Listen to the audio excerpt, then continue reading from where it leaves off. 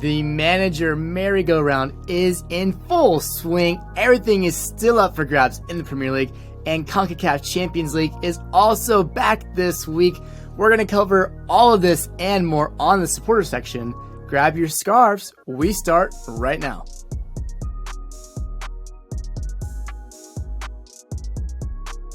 Well, welcome into the supporter section. I am Cole Carter, and it is good to be back for episode 64 of the Supporter Section podcast. Go ahead and leave a like and subscribe if you have not already, because we are well on our way to 100 subscribers, and we want you to get there with us by the summer. So go ahead and help us out by subscribing today, right now below. I have my good friends with me, Brandon Pasnick and Stephen Curl, and this week was a good week for the fellow kit lovers like ourselves. We saw the Women's World Cup kits released, and guys, I need one favorite from each of you. There were some good ones. Nike, Adidas coming out with some great ones. Brandon, I will start with you. The best kit of this drop is who, my friend? You know, I think it's got to be Spain's light blue coral reef kit. It's very, very pretty. I'm a huge fan of the light blue, purple, pink colorway on anything. Usually sort of, I don't know if it's Miami Vice-ish, but it's just really, really nice. And it looks really, really good on this kit. Yeah, Spain's, I think, takes the cake for me. Steve, one from you? Oh, yes. I'm going with Jamaica's third kit. They have a traditional yellow one, and then they have a black one with the reggae. It's really cool. But I'm going with their third kit. It's a blue kit, and it's like polka dot, like speckled with like almost like snowflake or like sun designs in the middle of it. Anyways, it looks amazing. Big fan. There's the stripes, the lines, polka dots. It's very out there, especially for a country like Jamaica, who usually just kind of rolls with yellow, black, red, green, that kind of vibe. So I like being adventurous. I think it looks very nice. Y'all should give it a look. For me, the Samurai Blues that the men wore in their World Cup were awesome, very special jerseys. But the women coming out with a pink and purple kit to kind of replicate a Mount Fuji sunrise. Really, really loving this kit. Some abstract kind of designs Adidas rolled with this Women's World Cup. I'll get to a little bit more on that in a second, but Japan, for me, taking the gold of this Women's World Cup, a really, really special jersey, which, speaking of gold, leads us to our golden scarves, the thing, the person, the team that we think deserves some praise from the previous week. And Steven, you're going to get us kicked off with a player that we saw get back on track after a long tenure on the injured list. Who is that? Yes. Gabriel Jesus. Yeah, that guy that we thought might, jeopardize, or however you say that, Arsenal's title hopes. No. But he gets back in on the action. First start for Arsenal since November 17th. I'm a Tottenham fan, but it doesn't look like this matters anyways. Looks like Arsenal's going to run away with the league. But anyways, he gets back on the score sheet with a brace, coming back from a pretty bad knee injury. So we like good health here on the podcast, regardless of whatever team you play for. So, good to see him back on the field, even if it is for the wrong team. But he gets a brace to help Arsenal and kind of get on the action. His 6th and 7th goal netted of the season. So, kudos to you, Gabriel Jesus, getting back on the score sheet. Brandon, and a surge coming from you for your golden scarf? Yeah, it's Unai Emery for me. I feel like I've really highlighted. I've been a homer the last couple of weeks in the golden scarf shouts, but yeah, it has to be Unai Emery. Since he's taken over, Villa has picked up the 4th most points in the league. He has 8 wins, beating the likes of Man United, Brighton, Tottenham, and Chelsea. Villa has scored in every game, and every player knows what they're doing. And I really love this team right now. I got to be honest. Things are looking really, really good. And I know I said a while back that I pretty much thought Europe, or the conversation around Europe, was done for the Villa. And it might be. But I think it's also back on. Europe is back on for the Villains. Watch out. Hey, you heard it here first, everyone. This guy loves his club, and we love him. Like I just said, talked about the Women's World Cup kits. They are fire. Adidas has some remarkable standouts like the one I mentioned, Japan, but Spain, that coral reef jersey is beautiful. Colombia, a colorful, lovely kit. Nike's efforts not so bad either. I love England's blue away kit, very kind of 90s feeling, nice geometric design. The U.S. is a paint splattered home kit, a little something different. The women's kits have actually been pretty consistently plain, so it's nice to have a little bit of a pattern on this one. And New Zealand's silver fern pattern black home kit is delightful. Cannot wait to see these on the field this summer. The Women's World Cup is shaping up to be pretty special. And let's not fail to mention that New Zealand actually be part of the host for this World Cup alongside Australia. So excited to see them. Lovely, lovely kits from Adidas and Nike in particular.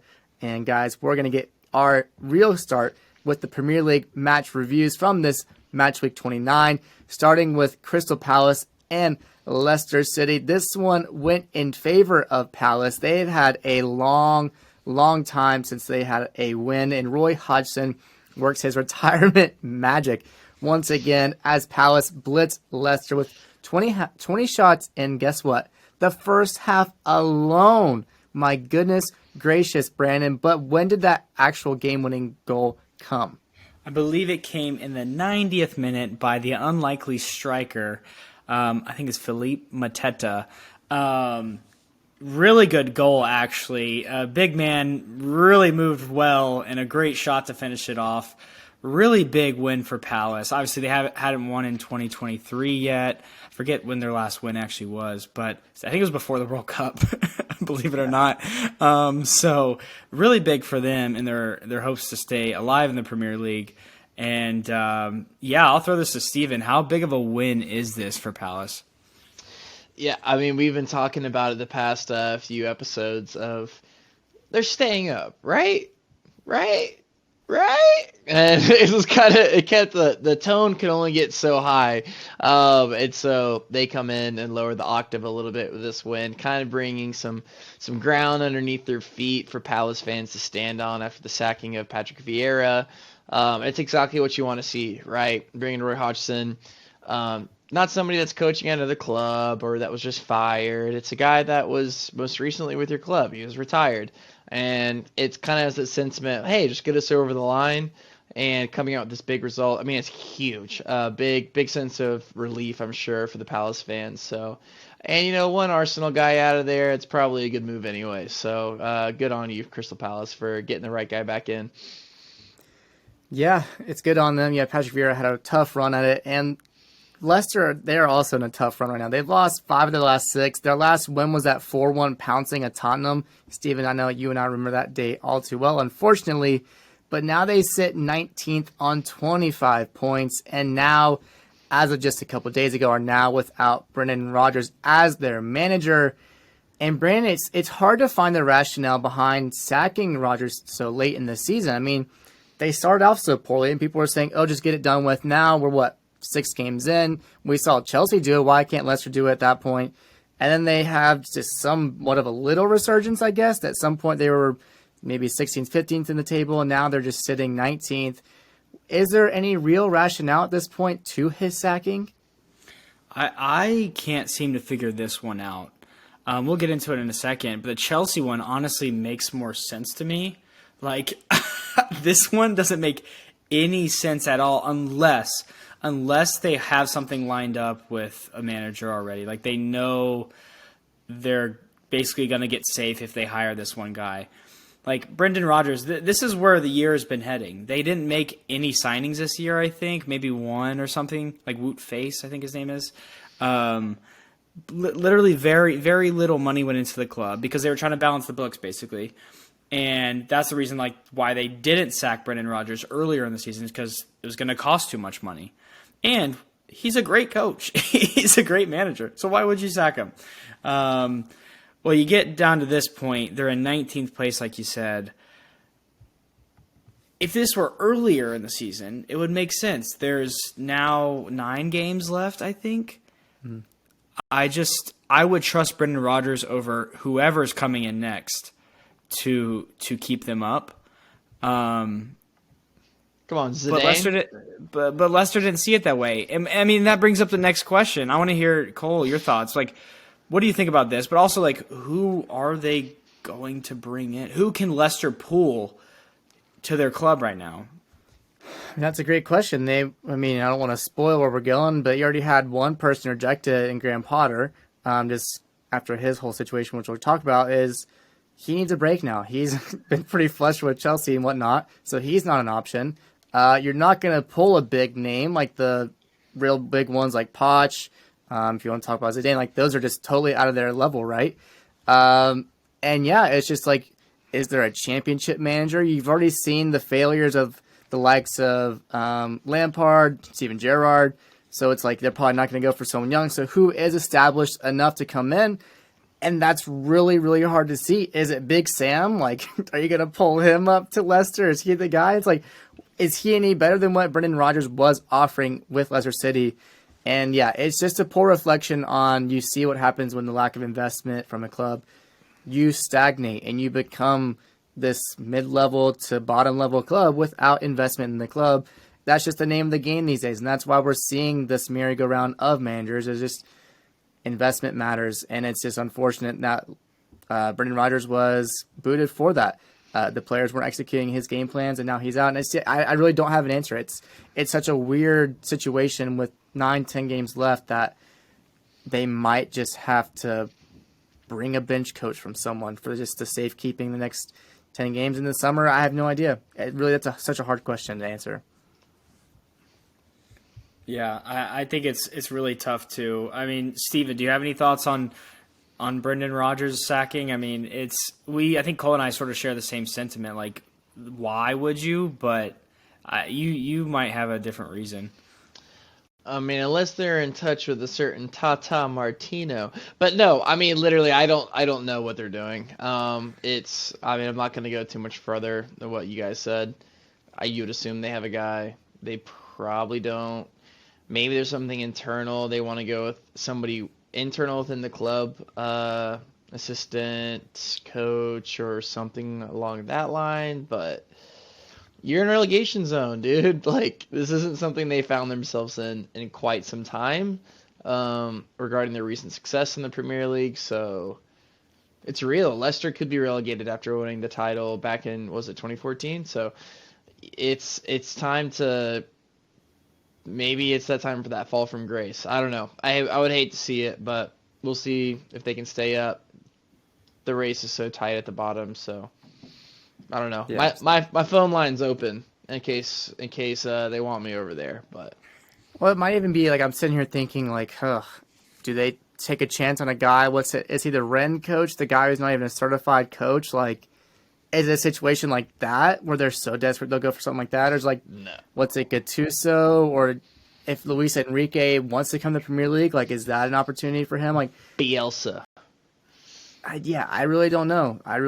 It's such a weird position with Leicester City. Yeah, no good man. We can move on, but no good managers are going to go anywhere with 8 games left in the season unless they're currently unemployed. So I just don't know who that is and who Leicester could bring in. Who's going to save them, really, other than maybe a Big Sam? And I think that era of manager is just sort of over with, to be honest. Yeah, so. Yeah. And it is getting crazier and crazier, this managerial merry-go-round, as we saw Chelsea falling to Brandon's Aston Villa 2-0. Villa jumping Chelsea in the table with their win, moving into 9th place, sitting on 41 points now, just 2 now behind Brentford and Brighton, who sit 7th and 6th. So 9 points away from Man United and Tottenham and Newcastle, who are in 5th. So, guys, Villa is closing the gap. Villa has the opportunity to play all those teams again. So with having that in mind, Brandon, I know you said it earlier in the intro. Is it realistic for this team to make it to Europe? You know it, you want it, you wish it. Is it realistic with Unai Emery at the helm? Yeah, I think we have a game tomorrow, which is Tuesday, against Leicester, actually. And then the next game is Nottingham Forest. Those 2 games are really big. I think we have 9 games left. I think the games in hand that are going to be played out at some point might hurt Villa here, actually. But since we do have to play all those teams again, it's really going to come down to who wants it more. And I know that's such a stupid thing to say. But, like, if you want Europe, it's on the table. Liverpool, if you want Europe, it's on the table still. Chelsea, if you want Europe, surprisingly, it's still on the table for you. You have all of these teams who are in now 11th and to 6th, all fighting for Europe. It's gonna be really, really fun. And like I said, Villa has to play all of them. They don't have to play Manchester City or Arsenal again, but it's all of the teams above them they get to play again. So I think if they start off with 2 wins against Leicester and Nottingham Forest, just don't lose those games. Actually, just don't lose them. It gives me a lot of confidence going to the last 8 games, 7 games, whatever it is, that something can be done. Even if it's Europa Conference League, I'd be really, really happy because that means we would have probably jumped, you name it, Brighton, Brentford, Chelsea, Liverpool, Fulham, who's probably already at the beach right now. That means we would have outraced them, one of them, 2 of them, at least, to get to one of those spots, which is a massive, massive accomplishment. Especially thinking back to where Aston Villa was under Gerrard in October. We were tied on points with the 18th place team. We were in 17th on goal differential. So we've come a long way this season. And I just, if we made Europe, that I would have never saw that coming. But I'm very, very optimistic, actually, going into the end of the season. Well, I mean, all things considered, what you just said, I mean, I have to imagine probably the best season Villa's had in, close to a decade or more. I don't remember the last time they were in a Europa League or Champions League spot. So, yeah, getting to Conference League would be monumental, and as a matter of fact. But, Steven, for you, do you have the faith in the Villains to jump the likes of Liverpool, Chelsea, and others? Yeah, I'm off my Liverpool soapbox that I was on probably around a month ago after watching their last game against City. They're bad. And Villa looked great. I think there's something when you get into the psyche of a club of Villa doesn't really have anything. Everything they're playing for is to gain and to win. To whereas you're seeing these teams like Chelsea and Liverpool that are underperforming, it's high intensity as soon as they step on the pitch, regardless of who they're playing against. The whistles are already going from the fans.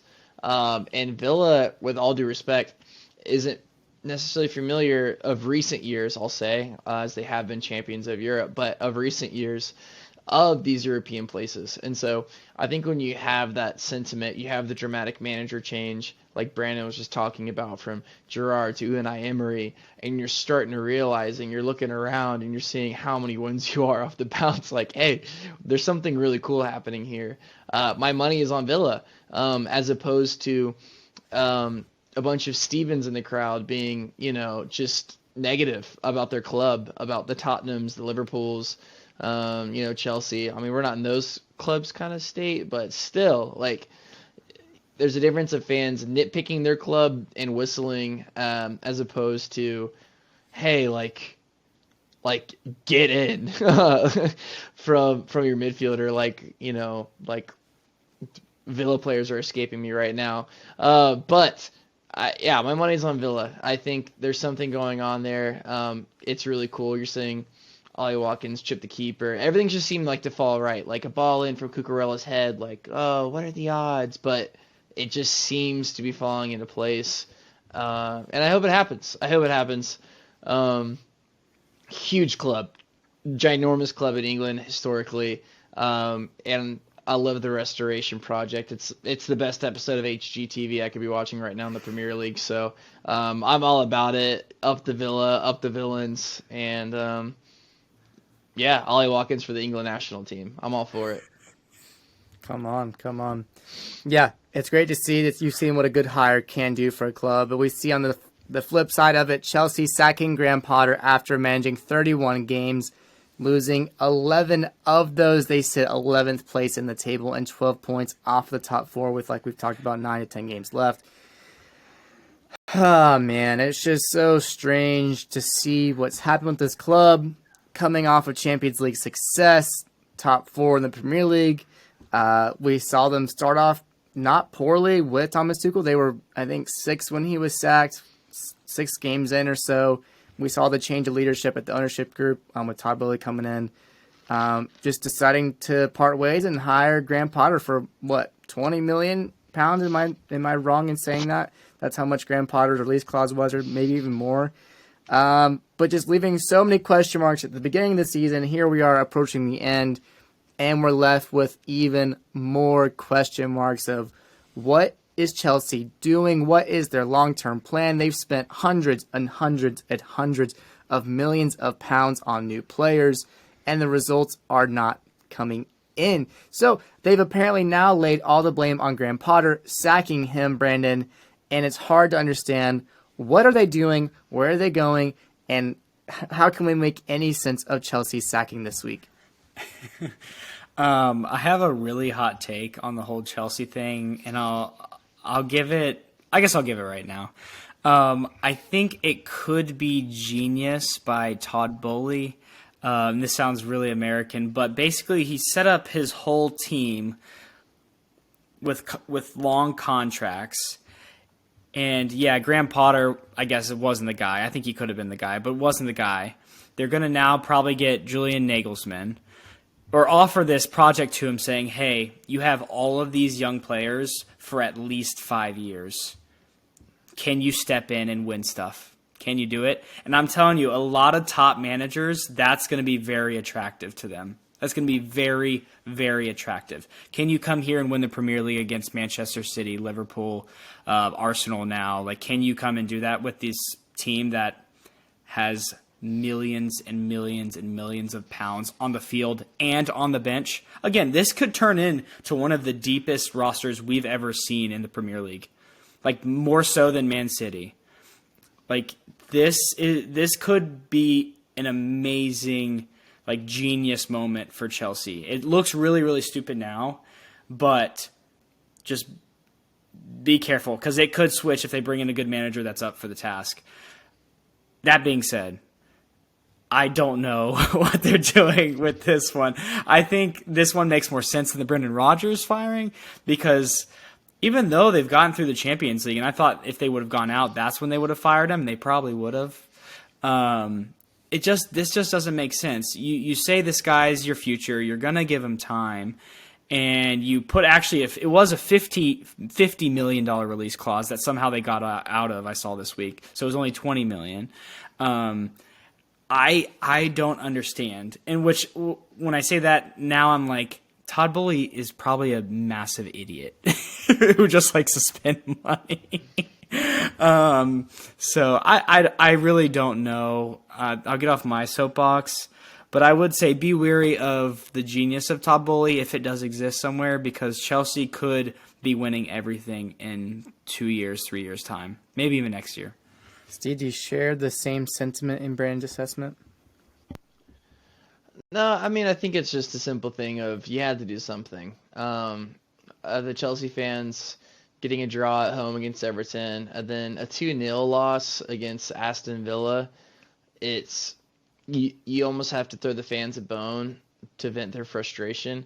My dad was actually at the Aston Villa Chelsea game, in which, it was Potter's last game. He sent me a video on the tube, as they say, of a few Chelsea fans that were, they had a good time in a bad way. Anyways, there's just frustration. And I actually talked to my dad about the environment of the stadium, which is cool, but it was just, when you're at a pedigree of a club like Chelsea and you're in the ownership of that, and so we saw it with Roman Abramovich. It's ruthlessness. It's Antonio Conte, gone. Jose Mourinho, gone. And both those guys won titles with the club. So all in all, I don't think it's that crazy that Chelsea sitting in 10th place isn't good enough for Todd Bowley. I mean, let's be real. If you were to go back to the previous ownership, and it could be a Nagelsmann coming in. Like, there's not. You have Nagelsmann, you have Pochettino, Zidane's still out there. I don't know if he'll ever take a job again, but it's not like there's bad managers out there on the market. There's good managers out there on the market. You got to give your fans something just to like vent and just let go of. And Potter just didn't seem to be the guy. So You can make your opinions on that. I think it was the appropriate time to sack him, maybe a little bit sooner. I think if they even maybe got a point against Villa, but I think it's coming off of a Villa loss, Everton draw was just too much for the fans and the pressure on the ownership, Todd Bowley.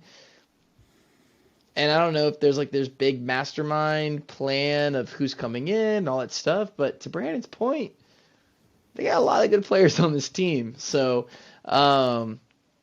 whoever the next manager that comes in, just to be able to shape and mold this team if they're given the freedom to do so. I mean, it's an attractive project, like Brandon said. So, it's time to go. Chelsea's in 10th place right now? It's 11th. 11th. Yeah, you got to realize where you're at. 11th is insanely ridiculous for this club, the amount of money that's been spent. And so, devil's advocate, keep Potter to the end of the season. Sorry, based on results. And you see it time and time again with top managers. Again, Conte, Mourinho, all the other managers that have been in throughout Chelsea. So, and these guys won leagues and Champions Leagues and other trophies. So, and Graham Potter was the guy that was doing cool things at Brighton. So, I mean, let's kind of come down to earth a little bit and you take a realization he wasn't the guy for Chelsea. So I think that's where I stand on the whole firing. I don't know who's coming in, but it was definitely time for him to go. Well, I guess I had posed this question. I'd written it down, and it's the idea of we've had so many sackings this year. We saw, I think, a record number the year before. Is Potter's sacking just further exposing the football-wide issue of firing managers and just showing big spending, lack of continuity between clubs, no real sporting direction? Like the question mark over Chelsea the whole season has been, what are we doing? The likes of teams like PSG just having new managers every year. Real Madrid has often seen that. Bayern Munich, they hadn't lost a game in a long time in the Champions League. They fired Julian Nagelsmann, and it just seems crazy to me that we just keep seeing top managers at top clubs doing pretty well, but we're just seeing them get fired on a whim. Is there a issue in football, Steven, that you can put your finger on a pulse and say, hey, this is it? Or am I missing something? Because I don't know what's going on and what the issue is all these managers getting sacked. Yeah, I mean, I think as far as the whole manager situation goes with all these other clubs and whatnot, you have, I think it's the sporting directors and the owners that, like the Daniel Levy's and Benitez's of the world in Real Madrid, that lack the accountability but like the power. And so you need to have a constant scapegoat. And when you have these big clubs that you're talking about that, at least financially, Tottenham's up in that tier of, if you have the money to spend to sack managers, it's almost in your best interest. And this is my opinion, just of the PSGs. Like, you look at the teams that have revolving doors of managers, it's the ones that can afford to hire and fire in a cyclical kind of pattern. You don't really see that in other clubs that are smaller in the financial department. Another manager to Manchester United is no skin off their nose. Ten Hag could leave next year, and honestly, he's done a great job this year so far, but it's like no Man United fan would bat an eye after they lost 4 in a row. Like, to be real. And that's just how it goes. So you're coming to the point to where it makes those league titles, Champions League titles, that much more important. Like the Pep Guardiolas, the Jurgen Klopps, what they've been able to accomplish is that much more impressive, in my opinion, at these top clubs like they've done. Because you see PSG. I mean, sure, they'll win the French title, or they'll even lose it to Lille. It doesn't matter almost. So I think in regards to the hiring and firing really quick, just of managers in and out, the club finances have a stake in it. The ownership have a stake in it. And you're not really seeing an importance of sporting directors, in my opinion, because those guys are never getting canned, right? It's the manager. It's always the manager.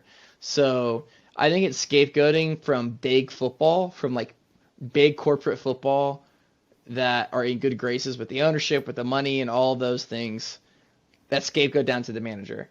And that's just my opinion. I mean, you have Tuchel, who's a guy that won the Champions League, and Chelsea sacked him. for new kid on the block Graham Potter when they were in 6th in the beginning of the year. It just doesn't make sense to me. And he'll probably go on and win a trophy this next year with somebody. I don't know. It's interesting. It's weird, but I in a way it's just kind of lack of accountability of higher ups of football, but wanting to convince their fan base that they have the fans' best interest in mind. That's my opinion. I mean, managers are important and they're great and they make differences, obviously. Like, that's not to say that, but yeah, clubs with the big money that don't care. I mean, the money that Tottenham has spent on firing managers is unsettling for the lack of silverware. And it takes 20 years for us to finally go, okay, we haven't won a trophy in 20 years. Maybe it's not the manager. You know? I mean, it's just now starting to get to that point. And so it's funny being a fan of one of these teams, unsuccessful teams, but one of these teams regardless. So, yeah, that's my 2 cents. Yeah, I actually agree with that. I think one of the points you're trying to get at is there's just a major disconnect between the football and then like the operation side of the club. I think there's just a major disconnect. And you see when it works and there's a major connection there, like at Brighton, like at Brentford, you see a well-run club that doesn't have to look like a Manchester United or a Chelsea. Like they don't do it that way. And what's right, what's wrong? I don't know, but I think I'd prefer the Brighton way or the Brentford way.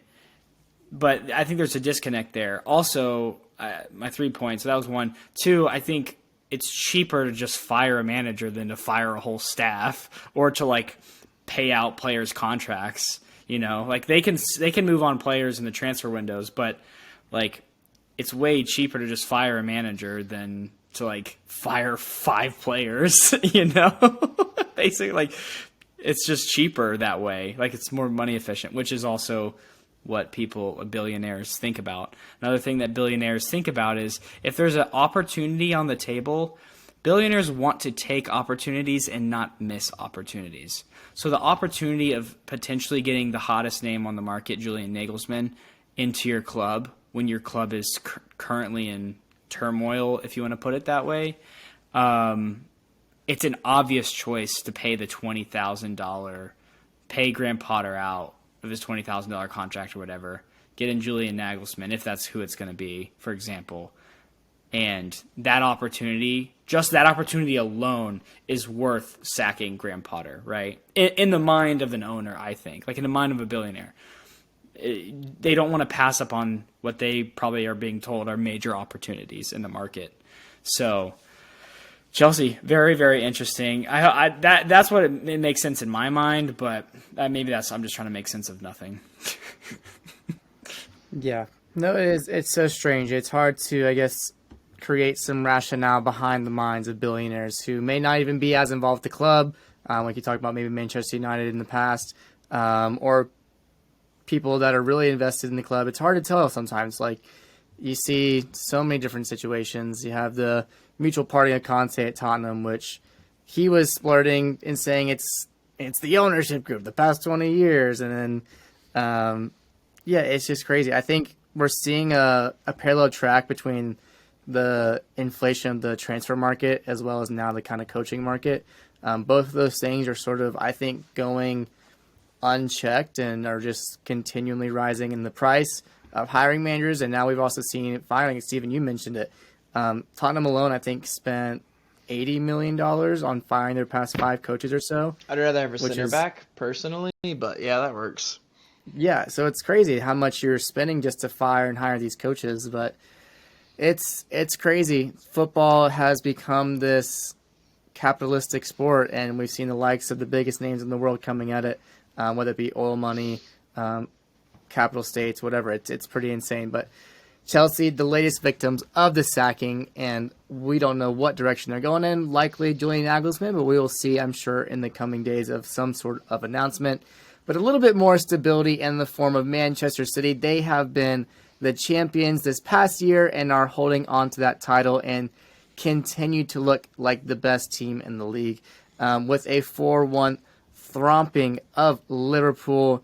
Liverpool fans, they got excited early on. Mo Salah getting the scoring start in the 17th minute on a Liverpool counter. But the class and pressure of City would begin to show as the young man Julian Alvarez got his goal on a pretty easy ball in the box from Jack Grealish, Brandon. And then at the start of the second half, things looked even brighter for City as De Bruyne got involved, right? Yeah, De Bruyne really finishes a very similar play. It's almost like the classic Manchester City movement where the ball goes wide. It's a one-time pass as hard as you can hit it to doesn't have to be a striker. It can be anybody on the pitch moving towards the center of the box, towards the penalty spot. One times it into the net. Just a classic Manchester City goal. I mean, everybody's probably running goals through their mind right now, what that looks like. That's exactly what this one was. Yeah, they're just so good. And they wouldn't even look back as Gundogan gets a goal, Jack Grealish gets a goal. They finish off Liverpool 4-1.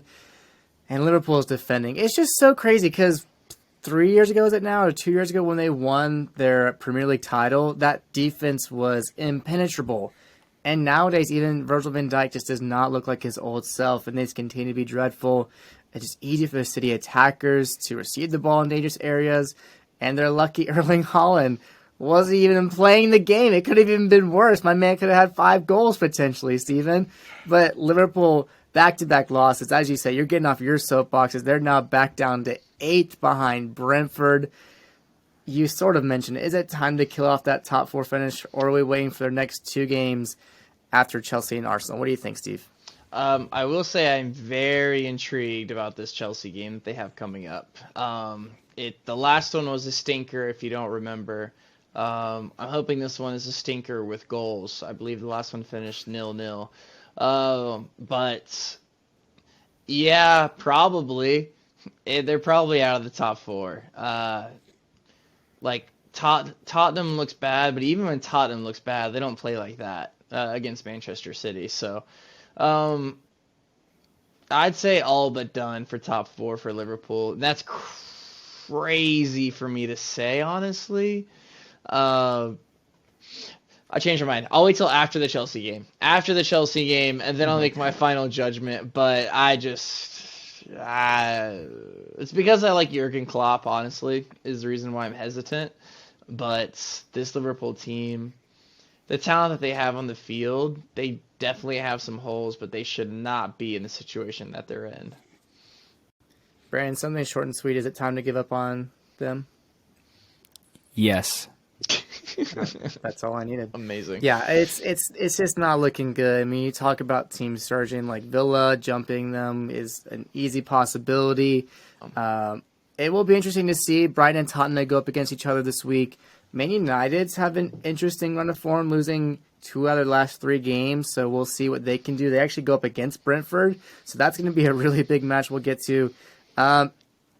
So much could still happen with these 9-10 games left for these different clubs. Like, it is very, very crazy. Every point matters right now. But Liverpool just have not looked like themselves. But they do have Jurgen Klopp at the helm. He knows how to get to his players, motivate them. They still have a little bit of some key injuries. You're still missing Luis Diaz. So that attacking prowess on the wing is still something they need. We haven't seen Darwin Núñez produce like we thought he would when he was brought in, but he's seen some goal action as of late, just obviously not in this Man City game. So I don't know. I think top 4 definitely is out for them. I wouldn't be surprised to see them competing with the likes of Tottenham and probably, Newcastle might just grind out this season for a top 4 spot. So I think Tottenham, Man U are really going to be fighting for that last Champions League spot, which means Liverpool could find their way up there. But it's going to be tight.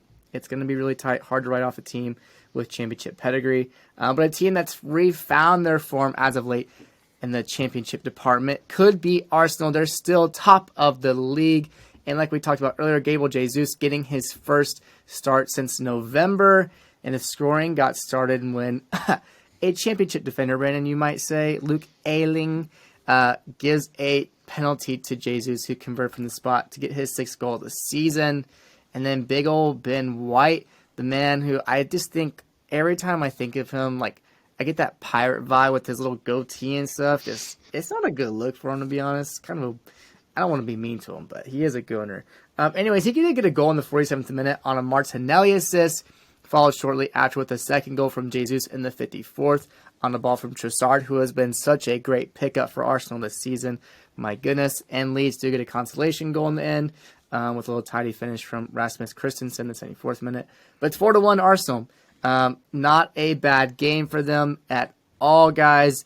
And I think it's an 8-point gap right now with a game in hand to Man City. So even realistically, if City beats Southampton, 5-point lead, Brandon. We're running out of games here, and it's looking more and more likely each day that Arsenal will win the Premier League. Is it all but wrapped up in your humble opinion for the Gooners? I think they have a hand on the trophy. They do not look like slowing down. I think they might have some tricky fixtures. I know they have Liverpool coming up, which we'll talk about later, which could get tricky. They do have to play Manchester City again. That could potentially be a 6-point swing. It's just 2 games. So Manchester City, I think, definitely have to win out, which it seems like they sort of hit that stride. But again, for Manchester City, Champions League is more important than the Premier League this year. They've already solidified second, in my opinion. They could win the Premier League, but Champions League is their focus. So I think Arsenal has it. And that's even an admission from Pep. I mean, he literally said, yeah, we've won the Premier League. We've won the Carabao Cup. Like, what's the Premier League to us again, right? So, yeah, I mean, you're not wrong in saying that at all, I don't think. I'm sure the Champions League, all or nothing. You want to get Haaland healthy for Champions League. You want to see them make a run in that. Crazy to think that Arsenal, where they were just a few seasons ago, might already be looking at a Premier League title, Steven. But give us a rundown, Steve, on the Brighton-Brentford game. You had something on the money line for this one, and maybe didn't go to think. What happened? Yeah, so we didn't touch on it in our last episode, but I believe me. I had the money line on the draw. It was plus 295 back in the day. Brighton tie Brentford 3-3. Just to recap the game, Brentford struck first on a set piece, and it was scored by Jansen in the 10th minute. And this game just went back and forth the entire game. In the 10th minute, like I said, Brentford scored. Matoma comes on and scores in the 20th minute for Brighton with a keeper assist. Literally a pass from the box to Matoma. Tidy finish. Amazing from Jason Steele, Sunderland AFC product. But then Brentford literally scored, I think, less than a minute right after that. Like, stoppage of play, like, resumed and everything. And Ivan Toney scores, like, right away. So that was hilarious. And the game just continued to go back and forth. Danny Welbeck, yes, he's still playing football. And he scored in the 28th minute to equalize for Brighton. And it swings back again to Brentford off a set piece again from their center back, Ethan Pinnock. Is pretty nice finish, honestly, with his foot off of I was very surprised. I was like, where is he playing on the field? Center back?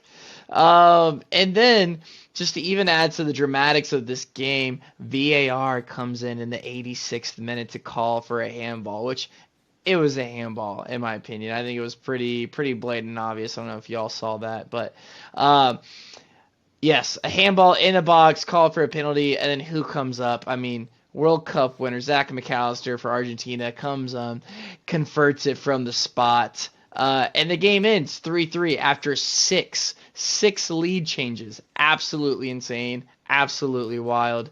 Coming from two teams that look pretty similar. Well, guess what? They're level on points right now. So that would make sense. They're level on points. They're 6th and 7th, level on 43. And here's the thing. There's a very real chance that the Brentford Bees in Brighton Hove Albion, that has been a seller club. I mean, we just mentioned Ben White. Ben White came from Brighton. Am I tripping? Right? Yeah, a huge feat. I mean, they've just been selling players, I feel like, the past 3 years in the Premier League to all these top teams. But there's a real chance. Sold their coach. Yes, and sold their coach, which would be hilarious if he came back. He won't. But there's a real chance that both these teams could finish in European places, currently at 6th and 7th. Europa League, Europa Conference League, I don't know. But here's the thing. On the bottom of the table, looking at league winners, Leicester City not too long ago sitting in 19th place on 25 points. West Ham United, 14th on 27 points. And Everton, these England great clubs, 15th on 27 points as well. These guys are just trying to fight off relegation. There has just been this drastic shift in power, I feel like, in the Premier League this year of the surging of these. Okay, you're back in the Prem. Who are you, Brentford? You don't really have a youth academy. You don't believe in that. You play in this weird system of Moneyball. In Brighton, somehow you just sell players for 100 million and you're still around. Literally, these teams could finish in European places, and teams like Everton, who have never been relegated, have the chance to be knocked out of the top flight. Honestly, no question. Really just a reality check for you guys. That's wild. This is real, and it could happen. And I'm loving it. Like we said at the beginning of the year, this could be the best season of the Premier League yet, and it's shaping up to be. It is. It's so fun to see teams like Brentford and Brighton do well. Upsetting the established order is always great to see, like you said, Leicester did in 2016-15. And we're seeing it happen before our eyes right now with the double Bs. Just amazing stuff. And Newcastle's sort of that quasi poor performing club now doing really well because of their injection of some money. But honestly, they're still doing it the right way. I mean, they really haven't done much. They brought in Isaac, but even getting in guys, is it Ben Mee? I think they brought in just different guys they brought in Newcastle. They've been doing well playing defensively, signing Kieran Trippier, who getting it done again. Newcastle, though, getting their revenge from the Carabao Cup final by smacking Manchester United around on this past Sunday. Superb from top to bottom goals from Joe Willock and Callum Wilson, helping to seal the win. And you guys mentioned it last time in the episode. Their win against Fulham seemed to be like something special. They seem to steer the ship back in the right direction. They're now in third, well into the top four race. Brandon, I want you to land on this one. Is it time that they are now destined for a Champions League spot after this result? And also, I just also want to mention this. Manchester United's players had a players-only meeting without Eric Ten Hag. They've been on a little bit of a slip of form, so they're obviously concerned with their future in the Champions League spot. And Newcastle seem to be comfortable in their Champions League place, huh? Yeah, I think it's really shaping up to be a comfortable run-in for Newcastle. Yeah, dude, they look like the real deal. And they, honestly, them and Arsenal are probably the two most consistent teams this year. Newcastle they went on a, 2-game losing run not too long ago, I think. Maybe 3 in a row. But that was, the only time they have really lost all season. They're phenomenal. Their defense has tightened up again. Their offense they're scoring goals. That was the issue with them drawing all those games. They weren't scoring goals. They're scoring goals again against good opponents. Miguel Almiron didn't even play this game. So think of what he could have done. I mean, he scored coming off the bench, I think, twice in the last couple weeks. I mean, look, they have a lot going for them, and it's all thanks to Eddie Howe. Eddie Howe going from Bournemouth, I forget where he was coaching. Maybe he wasn't coaching. And then coming into Newcastle, just an absolute amazing job. And to take them from, I think, was almost relegation last year. I think they were in 18, 17, something like that. Mm-hmm. To now just shape-shifting that team, taking the players, sort of like Unai Emery, taking the players that are already in the team and bringing them to their max capacity, and then filling the gaps with a couple signings. Absolutely amazing job. Third for Newcastle. If you would have said that at the beginning of the season, you would be out of your mind. No one would have predicted that. And now they're just gonna, if they get Champions League, the cash is gonna start flowing, and Newcastle is gonna be a great team for a long time. So I think they have it. Made it to Absolutely, yeah. Made it to a cup final too, yeah, right, this year? Yeah, lost the Carabao Cup final. Pretty amazing turnaround. I mean, literally 3 names, like you said, Almiron, St. Maximin, and Joelinton. Those were 3 guys that could have been written off, easily sold off for a quick buck here and there. But yeah, instead, Eddie Howe coming in, showing his prowess as a manager and turning that ship around. Pretty incredible story. We'll see if they can hold on. Mikel Arteta definitely deserves consideration for what he's done with Arsenal the past 2 years, but it'd be hard to not consider both of those guys for Premier League Manager of the Year. Really, really impressive jobs. But hey, we'll see what it looks like after week 38. We did have a couple of midweek rescheduled. Leeds and Forest. Forest, they went on to beat Leeds 1-0 thanks to a Brennan Johnson goal. Leeds now are in 18th, 2 spots and 1 point below Forest, so getting tighter there. It's just the bottom of the table, guys. It's just really insane. Another B versus B matchup, Bournemouth and Brighton. Bournemouth coming off a great 2-1 win against Fulham. They're 17th, 1 point above Leeds. Brighton did win the matchup earlier in the year. However, history does exist for Bournemouth on their side. Since 2017 in the Premier League, they've won 4, lost 2, and drawn 1 against Brighton, Brandon. Is a draw probably the best they can get from this game, or could there potentially be more in it for them? I think there maybe could be more in it for them, but Brighton's not going to want that to happen. I think a draw is a fair result. They could get a lucky win. Brighton is just really, really good right now. It'd be hard to see Bournemouth winning, but I think they could do it. Yeah, they could. And do you think it's going to be harder for Bournemouth to get a win in that game, or a Leicester against Villa after the sacking of Brendan Rodgers and your surging Unai Emery's Aston Villa?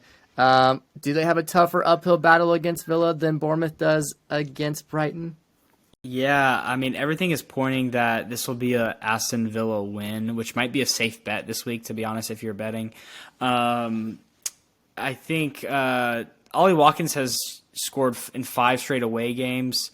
He'll probably make it 6 against Leicester. Leicester, I think, has only won 3 home games this whole year, so their home form is awful. It's shaping up to be a Villa win. Leicester's definitely not going to do the double over Villa this year, so it's going to be a draw or a Villa win. And I think it's going to be a Villa win. I think Bournemouth have a better chance. Yeah, good luck to Leicester. Maybe they'll get the new manager bounce, but hard to say. Not something you can always count on, Steven. But West Ham going up against Newcastle, who we just mentioned. Is this going to get ugly for the Hammers? Yes. Yes, West Ham will lose. I really don't have too much game analysis beyond that. Is Newcastle doesn't let in goals, and they're back on that good form. And sorry, West Ham. Good luck. Yeah, I'm going to look up real quick. Are West Ham still in the Europa Conference League? That would be hilarious. I think they still are. They better get out. Yeah, so... Well, I mean, if they can win, then they would. I'm gonna say that might be their solace of the season. Maybe if they can continue in conferences, that's maybe why David Moyes still has a job. Hey, they'll be able to play in Europa League next year while they're in the championship. So that's pretty cool. That'd be a fun storyline to have. So maybe that's what they're going for. We will preview a couple of games still. We have the Chelsea-Liverpool matchup that we mentioned. It's the game of underperformers. Both coming off of losses, obviously very underwhelming seasons, but pretty big game still. All things considered, with the win, Liverpool still able to jump back in those European spots. With the win for Chelsea, could also see them back in the top half. Just some quick predictions from the two of you, Steve. Anyone going to win this game or just a draw? God. Last game was a 0-0. I'm sorry. They're just so bad. I got a 1-1 draw. Nothing spectacular. Yeah, I'll say a 2-2 draw. It's going to be... There's nothing to separate these two teams. Yeah, I mean, it is at Stamford Bridge. We'll see the response from the Chelsea fans. What can they will their players to do? Will we see some kind of Chelsea managerial appointment, an announcement maybe is one coming this summer before the game that might light a fire under their butts? It seems unlikely as of recording right now. I think Liverpool have the edge in this one. Coming off of that loss 4-1 to Man City might be enough to see them come to Stamford Bridge and win. Man United, Brentford, another big game. That first matchup, you guys might remember one. There was a certain player wearing number 7 that was still playing on this team, and Man United lost 4-0 to Brentford. A horrific result for them. 5th place versus 7th place now. It seems like it could now be a pretty even affair. Brentford in great form and Man U being very solid this season. Is it time for Man U though to get their revenge over the Bees, Brandon? I think they definitely could, but honestly, I think it's going to be a really good game. I'd circle this one if you're looking for one to watch during the midweek. I think it's going to be a great game. Yeah, I mean, back at home this time, going to the G-Tech and losing to Brentford there was just such an embarrassment. Obviously, so much has changed since that beginning of the season. Come back to the Theatre of Dreams at Old Trafford, I think will be an advantage for them. Honestly, like I said, I think they lost 2 of their last 3. They really do need to win Manchester United. Ten Hag will do enough, I think, at home to beat Brentford, get themselves back in the top 4 picture. I see this one probably being like a 2-0 win for the Red Devils, but we'll have to see how it actually turns out. Leeds Crystal Palace, important matchup at the bottom there. 4 points separating them. That's a big game coming up. Leicester and Bournemouth. Again, more teams battling at the bottom. Bournemouth won that game last time out 2-1. But yeah, a lot of pressure on both these teams to get a result as it stands. Steven, Tottenham back at it versus Brighton. This is actually a really important matchup too. Brandon, you talked about this early on. It's just like every single thing. It seems like great matchups are happening, important matchups. We just came off of a 1-1 draw against Everton. We saw them get a red card in the 56th minute. Tottenham went up 1-0. And then we get a red card in the 84th minute. Lucas Moore, and they come back and score a banger in the 90th minute. Christian Stellini is at the helm with Ryan Mason, Steve. At home, though, against Brighton, can we maintain our status amongst the top 4 race? Or is Brighton going to come in and embarrass us after this result against Everton as well? I'm going to give you a short and actually optimistic Tottenham answer. I think we win this one. Because it's at home, I think it's a 2-1 Harry Kane brace kind of game, to which he kind of takes control, and it's going to make that sting much worse when he leaves the summer. But yes, I do think Tottenham can get the 3 points against Brighton at home. God, I hope so. But Brighton will score, and it will be a phenomenal game. Also, I'm just sitting here thinking this is the first time we've both been on camera since the Conte departure. I'm still a little shook by it, to be honest. The whole thing is still just kind of a weird thing to process. Yeah, I mean, he didn't want to coach for Tottenham, so it's funny, people that the expectations of Tottenham, and then they realize. So, anyways, we can get into Antonio Conte episode later, but rip to it's still crazy. Rip to a real one. I can't wait for Klopp to be the manager of Tottenham in 5 years. It is crazy. We're still somehow in the top 4 race after all things considered. Honestly. But hey, trying to stay optimistic here. I want to be in Champions League next season. Can the boys get it done? Fingers crossed that it happens. Injuries, though, hitting a little bit of a bug there. But probably the game that's going to have a lot of eyes on it, Brandon, is Liverpool versus Arsenal. Is City are going to have a chance in the title race? This is a game that Liverpool needs to beat Arsenal. Man City will be watching this one intently. Arsenal had the edge in the first fixture. They won that 3-2. Bukayo Saka and Martinelli scoring those goals. When Liverpool had Darwin Núñez and Roberto Firmino scoring on the day, he's going to depart at the end of the year. So maybe he wants to go out swinging against the number 1 team in the Premier League right now. But not really knowing what's coming against Chelsea in the midweek. Looking forward to this Arsenal game, Brandon. Is there a way you can have an outlook on this one of what we might be able to expect? Yeah, I'll take a positive approach to this game. If Liverpool win the game in the midweek, which I know I just said I don't think they will, I think it'll be a draw. That is a lot of confidence, even though Chelsea's not great. That's a lot of confidence coming into this Arsenal game at home for Liverpool. Look, there's still a good team in there, and they can still pull out a result on any given day. Arsenal will be up for it, though, so Alexander-Arnold's going to relearn how to play defense, and Van Dijk's also going to have to do that within a span of a week, or Arsenal's going to absolutely tear them apart.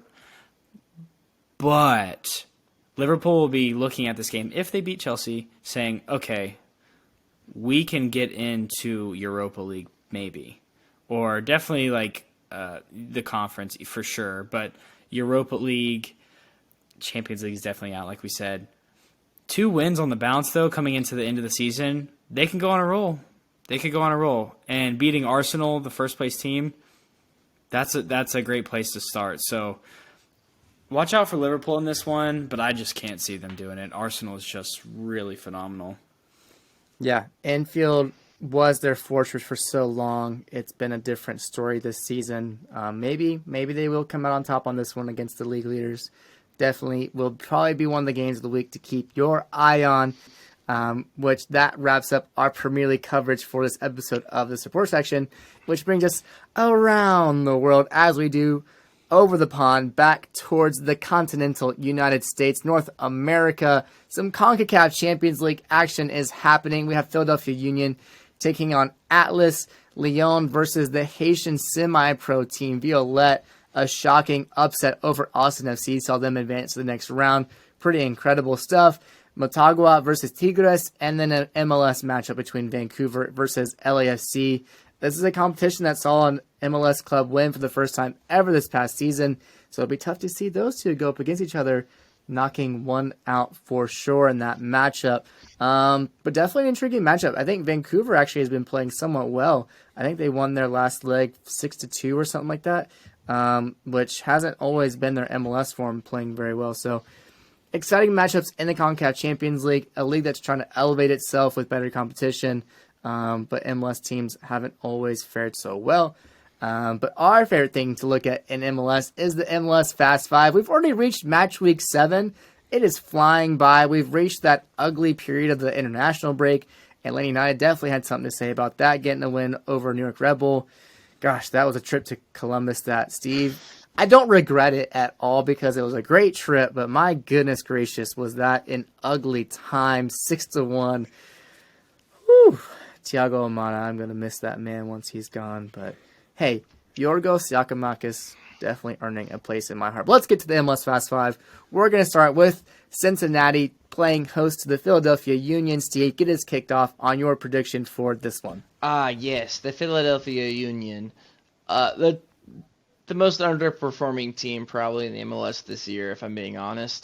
Sitting in 8th place in the East. I'm going to go them getting back on track against the second team in the East in Cincinnati. I got a 2-1 Philadelphia win. I think Cincinnati was first in the East. Last time I checked, I don't know, which is surprising. They're just sort of flying under the radar. For me at least, but I think Philadelphia Union will get back on track. I'm saying a 3-1 Union win. Man, yeah, Cincinnati are top of the East right now. Yeah, they're at home. They're looking good. Union right now are 8th, but we just saw what they did last season. They're such a good club still. I have a 2-2 draw. I think a little bit of coming down to earth for Cincinnati. They still haven't lost this season, so Cincinnati will be looking at that, trying to turn that goose egg into a 1. But 2-2 for me. That's my prediction on this one. We're going to go play some baseball with New York City FC playing host to our Atlanta United guys. We've seen what that field can do in the past. Is it going to be any different in this one? Okay. Atlanta United's the best team that God's put on this earth. So I'm going to go for a 3-1 Atlanta United win. Columbus, that's what I got to say. We're on the back of a 1-0 win over the New York Red Bulls.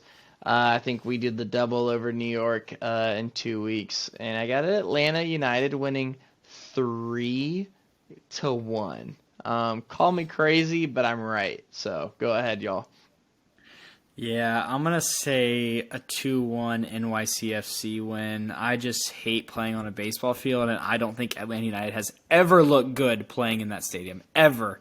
NYCFC has the advantage. I think they win 2-1. Yeah, I'm not optimistic. I mean, Yorgos will be confused. His big body will be taking up half the field. Thiago won't have as much room to maneuver and create magic, and it's just going to be ugly. I think 3-2, probably a win for New York. Ooh. I don't want it to happen, obviously, but I just feel like that's what's going to happen. It's the stats. They don't lose in New York because they play on a freaking baseball field. That's just how it goes. But we'll see. I'm optimistic for a win, but I think I have to be realistic on this one. LAFC versus Austin FC, a massive matchup in the West. LAFC are third, Austin are seventh. They haven't quite found that magic yet that they had last year. They're 2-2-1. LAFC are 3-0-2, so they've played really well so far. But predictions from you guys. Yeah, I'll go first. I have LAFC putting Claudio Reyna to the sword with a 3-0 loss. I think LAFC are going to rip off the Austin FC. Yeah, they play in the midweek with CONCACAF Champions League, LAFC, that is. I don't know how that game's going to go. I think it could be tricky for them, but they'll definitely win this game, I think. It'll be close. It'll be fun, but LAFC wins 3-2. I have it at 2-1 in LA. I don't think the Champions League should affect them too much, especially being back at home. 2-1 in favor of the Angel City. Our next matchup, Nashville playing host to Toronto, a team that, Brandon, you had high hopes for this season, but Steve, you're going to get us the first prediction on this one. Yes, I will. Nashville only conceding 2 goals so far in 6 games. Well, guess what? They're not going to concede any goals this game against a senior citizen Toronto FC. I got a 2-0 Nashville win for Walker Zimmerman. Yeah, not so fast. Bernardeschi's going to have something to say about that after his Olympico goal. I don't know if you saw that. I didn't know. They're not going to win, though. It's going to be a draw, 1-1. I was throwing it out there. Nashville's got to concede at some point. Bernardeschi got a little bit of help with the win on that Olympico, but if it goes in, it goes in, baby. I think they'll collectively do something. Probably a penalty might be in favor for them this week. 2-1 in favor of the Red and Black in Toronto. And then I think this has got to be the game of the week. Seattle at home against St. Louis. St. Louis are having a historical start to their season. Already having 15 points out of 6 games played, 5-1-0. Their first loss coming recently. But, guys, big matchup in the West. What will we see from this one? I can get us kicked off. I'm going to go for a Seattle 3-2 win. I think it's going to be a classic MLS game of just goals. I hope so, at least. Jordan Morris scored 4 goals, I believe, last week in Sporting Kansas City. So I'd love to see his, what do you call it in theater? Ovation or encore? Yeah, anyways. Encore. Yeah, baby. so I want to see what he has to say after all the international break players come back. St. Louis brought back down to earth, losing their first game, but they're still top of the West. So it's going to be an awesome matchup. I got 3-2 Seattle. Yeah, I don't think Seattle's going to gift or hand or whatever you want to call that that's been happening to St. Louis any goals. And Seattle doesn't really like to give up goals either. So I think it'll be 1-0 to Seattle. Seattle! Say it, Marlon. Thank you, guys. 2-0 to the Sounders, continuing their good form. Yeah, bringing St. Louis back to earth. It's got to happen at some point. Let's continue to drag them down out west. The green and blue, or maybe they'll wear the Bruce Lee jerseys. We'll see, but 2-0 is my prediction on this one. Which brings us to our final segment of the day. You betcha, our chance to be very amateur bettors. No way do we offer betting advice, but our chance to give our locks for the week. Teams that we'll think will beat another one, or maybe they'll draw. We're just going to give a bet on what we think, Steve. Your lock always comes first because you're so smart. Oh, man. What do you have? I'm so happy you know that. My lock for this week for You Betcha, it's going to be Newcastle over. I said over. Over at Manchester United. I got them plus 115. You might be saying, well, Manchester United won the cup against them last time around. I don't care. So I'm going for Newcastle. I think it's West Ham. West Ham? I think they're playing West Ham. Am I tripping? Hold on. I'll let Brandon go ahead, and I'm going to fact check him real quick. I'm pretty sure it's West Ham. Go ahead. I put Chelsea versus Liverpool draw. We already talked about it. It's at plus 250. So Chelsea versus Liverpool, I think there's probably going to be goals in it, like we said earlier. I'm going to say 2-2, but I'm not betting on the score. I'm betting on the result. It's going to be a draw. I'm tired of taking L's out here, so I went ahead and picked the most favorable game of one team, Man City over Southampton at -380. Look, I'm not here to make money. I'm here to make sure my bet is a lock for a win. So I'm taking Man City over Southampton. That is my lock of the week. Steve, have you sorted yourself out over there or not yet? Listen. I was debating between Newcastle over West Ham or Brentford over Manchester United. That's where the mix-up happened. So let's reel it back in. All right, everyone rewind. Yeah. Steve, your lock for the week. Yeah, so my lock for the week is going to be a very educated guess that I know what's going on of Newcastle over West Ham United. West Ham United's probably going to get relegated down to the last division of English football, and Newcastle United are flying high, so I have the Newcastle win at plus 115 on the money line. Lock it in. You heard it here, folks. Wow.